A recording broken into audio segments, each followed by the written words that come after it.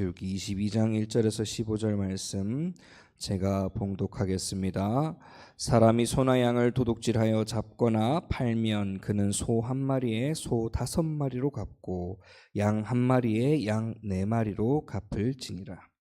도둑이 뚫고 들어오는 것을 보고 그를 쳐 죽이면 피 흘린 죄가 없으나 해 돋은 후에는 피 흘린 죄가 있으리라.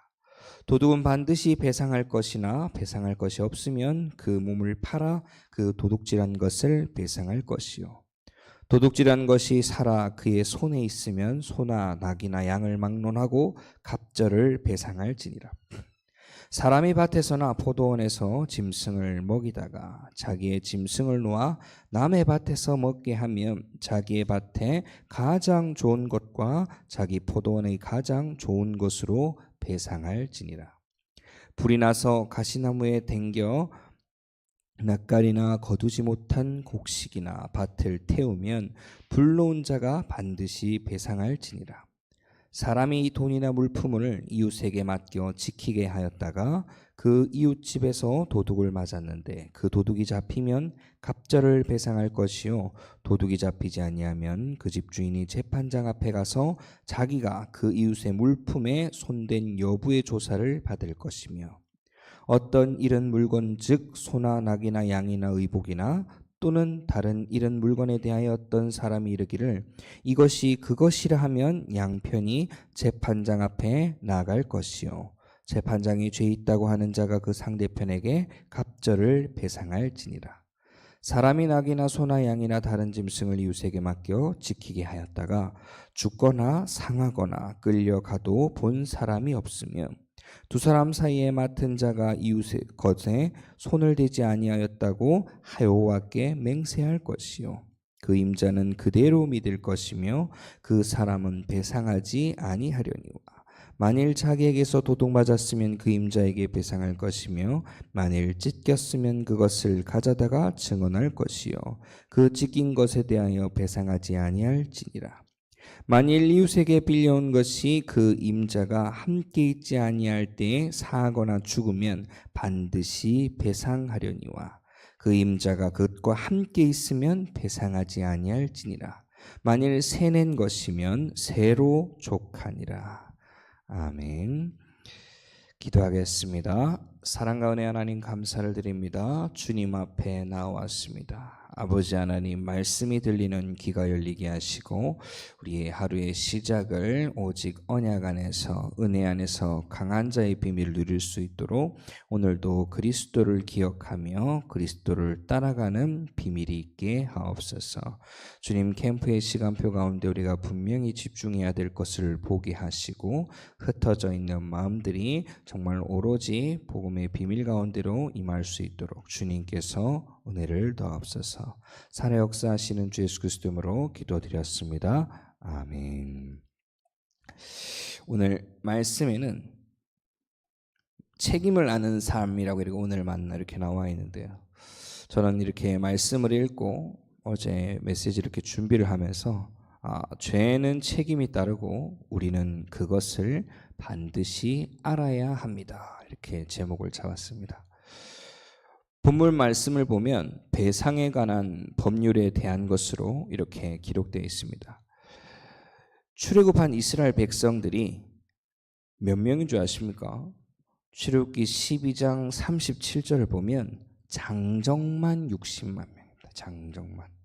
아이와 여자를 제외한 장정만 60만 명인데 이게 어느 정도냐면 현재 울산 인구가 약 110만이 조금 안 되는데 이 울산 전체 인구가 비슷한 겁니다. 여자, 노인, 아이까지 싹 다 합하면, 즉 울산 인구만큼이 애굽에서, 이집트에서 나온 겁니다. 광야로. 근데 그들에게는 무엇이냐면 평생 동안 뭐 해왔던, 노예 생활 해왔던 그 체질과 삶과 방식밖에 안 남은 겁니다. 노예 체질이 뭔지 아십니까? 그 위에서 때리면서 혹은 밥 주면서 겨우 그거 먹고 계속 살아가는 겁니다. 뭐 하면서요? 평생 시킨 것만 하면서. 그게 뭐 발전을 위해서 미래의 소망을 가지고가 아니라 그날 그냥 벽돌 만들고 출애굽하기 이전에 그 과정을 보면 이 노예들이 어떤 작업을 했는지 알지 않습니까? 지푸리 없이 벽돌을 만들라 하고 그 과정들을 보면서 그런 사람들을 데리고 모세가 광야를 지나 하나님이 작정하시고 예비하신 약속의 땅으로 가야 되는 상황입니다. 물론 중간에 이러한 상황에서 많은 도움을 받습니다. 특히 장인 이드로를 통해서 어떤 도움을 받습니까? 모세를 따라 나온 이스라엘 백성들이 무엇을 따라가요? 계속 날마다 모세를 찾아가는 겁니다. 아침부터 저녁까지 모세에게 갔다 그랬어요. 왜요? 재판장의 역할이 필요해서. 뭐가 옳고 그르냐, 어떻게 하면 되겠냐, 이걸 싹 다 모세 한 명한테만 다 물어봤습니다.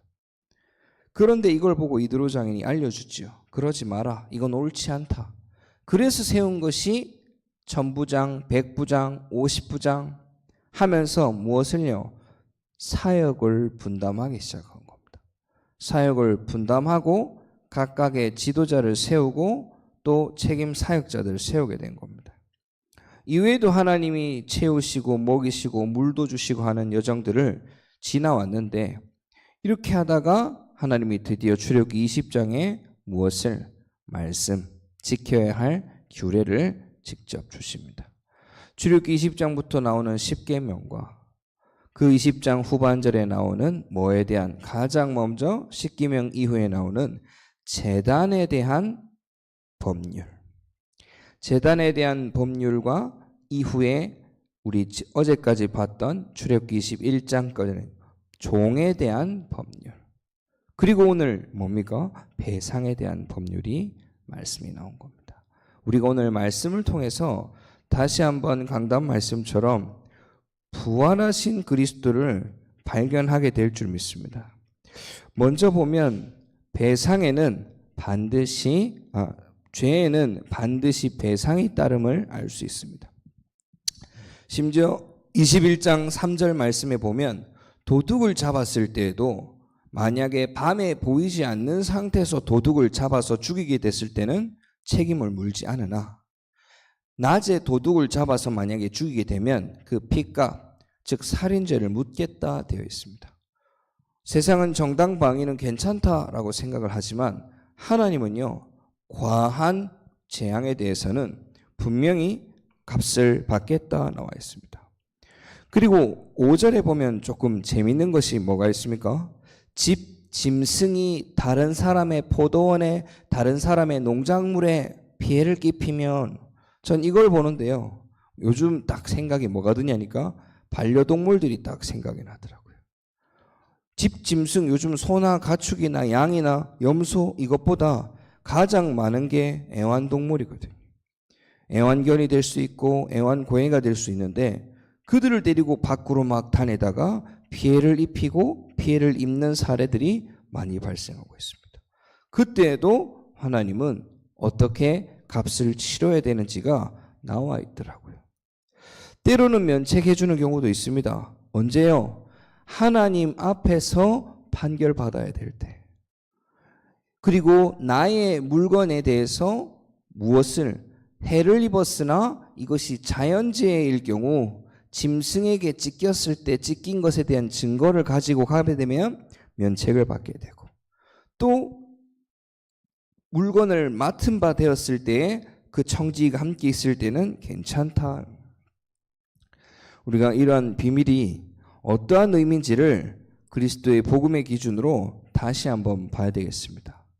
그리스도께서 우리의 생명에 대한 책임을 지신 겁니다. 우리는 하나님을 떠나서 영원히 죽을 수밖에 없는 운명, 저주, 사주팔자 가운데 있을 수밖에 없는데 우리의 방법으로는 도저히 이 피값을, 이 죄악의 상태를 갚을 수가 없고 배상할 수가 없는 겁니다. 이것을 아시고 주인 중에 주인 되시고 창조주 되신 하나님께서 그리스도를 이 땅에 보내셨고 그 그리스도로 말미암아 친히 십자가에 죽으심으로 그 핏값을 해결하신 겁니다. 그 죄의 값을 해결하시고 그 재물에 대한 순결함을 나타나기 위한 부활하신 거죠. 그리스도는 죄가 없으신 분이기에 3일 만에 부활하사 지금도 성령으로 함께 하시는 줄 믿습니다. 그래서 우리는 이러한 비밀 가운데서 답을 가지고 승리하게 되실 줄 믿습니다. 내가 누구 때문에 이러한 피해를 받고 있구나. 부모의 잘못 때문에 이러한 피해를 받고 있구나. 내가 잘못해서 부모가, 자녀가 이렇게 힘들구나. 이러한 죄책에서 완전히 떠나버리시고 오직 예수 그리스도의 비밀로 배상이 완전히 끝났음을 기억하고 은혜 안에 강하시기를 소원합니다. 현재 우리는 집중 캠프 기간입니다. 특별히 수요일은 또 선교 현장을 위해서 기도하는 날인데 일반적으로 우리가 단기 선교 캠프를 가면 뭘 하냐면요. 집중을 합니다. 언제요? 무엇으로요? 나라에, 장소에, 사람에 아주 제한되기 때문에 집중할 수밖에 없습니다. 이번 주간에 우리가 이러한 중심으로 인도받기를 바랍니다. 모든 만남과 사건, 모든 일이 하나님이 이루어지길 원하는 계획이 있음을 믿고 바로 기도하고 바로 생각과 마음이 바뀌어지는 응답이 임하기를 축복합니다. 기도하겠습니다. 참 좋으신 하나님 아버지 감사를 드립니다. 우리가 그리스도 안에서 다른 책임 안에 죄책에 잡혀있는 자가 아니라 그리스도 안에서 자유함을 얻는 자로 서게 하옵소서. 그러나 그것이 아무런 상관이 없는 자가 아니라 하나님의 대신 지심에 감사하는 비밀을 누리게 하여 주시옵시고 현장 가운데서도 이러한 죄책을 잡혀있는 자들에게 완전한 자유함을 때로는 방종하는 자에게 바른 비밀을 전달할 수 있는 증인으로 서게 하옵소서. 지금도 살아 역사하시는 주 예수 그리스도로 기도드렸습니다. 아멘. 우리 주님이 가르치신 기도로 예배를 마치겠습니다. 하늘에 계신 우리 아버지여, 이름이 거룩히 여김을 받으시오며 나라가 임하옵시오며 뜻이 하늘에서 이루어진 것 같이 땅에서도 이루어지이다. 오늘 우리에게 일용할 양식을 주시옵고 우리가 우리에게 죄 지은 자를 사하여 준 것 같이 우리 죄를 사하여 주시옵고 우리를 시험에 들게 하지 마시옵고 다만 악에서 구하시옵소서. 나라와 권세 영광이 아버지께 영원히 있사옵나이다. 아멘.